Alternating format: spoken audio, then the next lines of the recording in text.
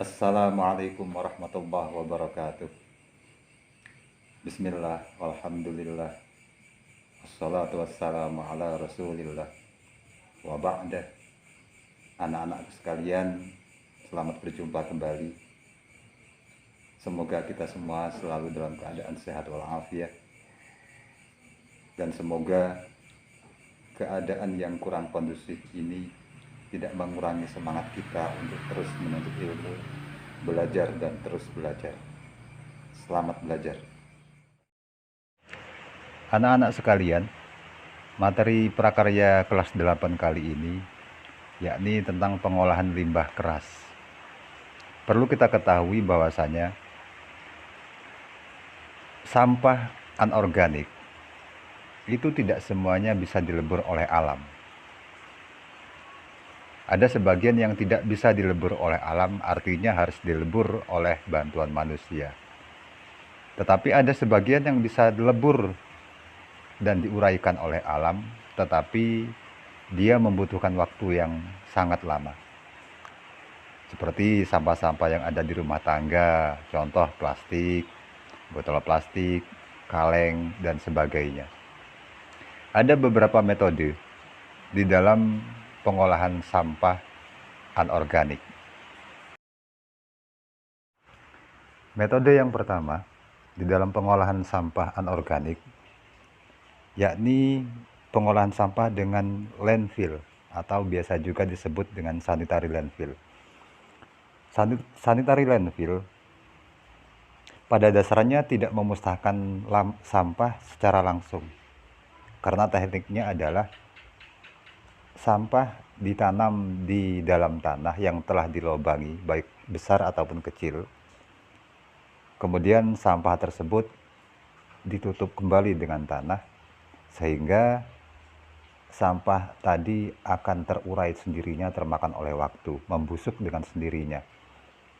Gunanya menutupi kembali dengan tanah adalah supaya dia tidak mengeluarkan bau yang kurang sedap. Itu banyak dilakukan di TPA atau tempat pembuangan akhir sampah-sampah yang ada di kota besar.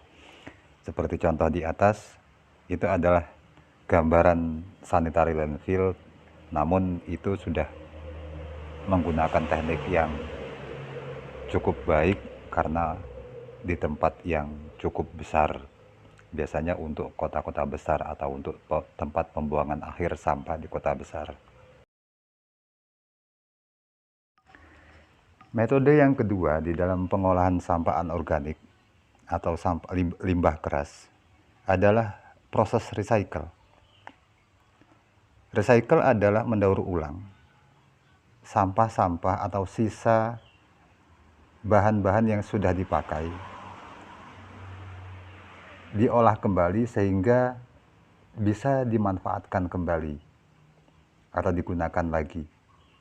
Pada dasarnya, proses metode recycle itu tidak memusnahkan sampah.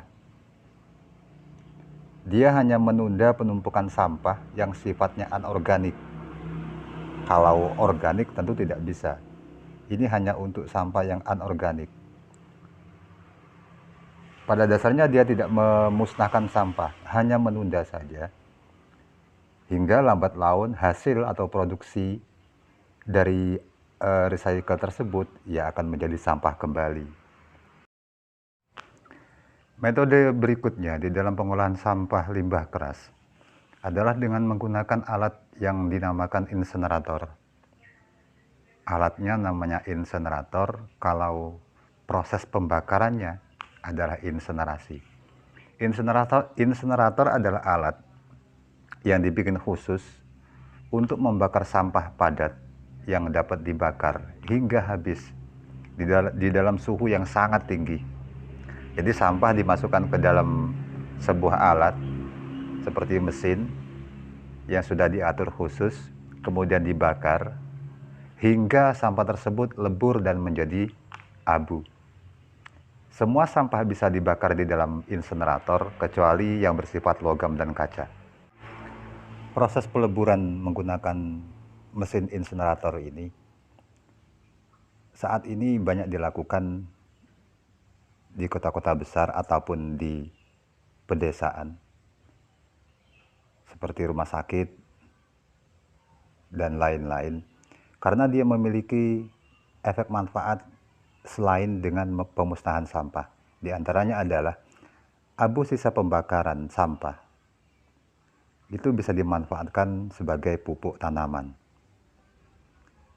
Dan yang cukup banyak diminati adalah panas di dalam pembakaran tersebut, di dalam mesin pembakaran atau di dalam insinerator tersebut, itu bisa digunakan sebagai energi pembangkit tenaga listrik. Demikian pelajaran pada hari ini. Semoga dapat bermanfaat. Kurang lebihnya saya mohon maaf. Saya akhiri, wa'afu minkum. Wassalamualaikum warahmatullahi wabarakatuh.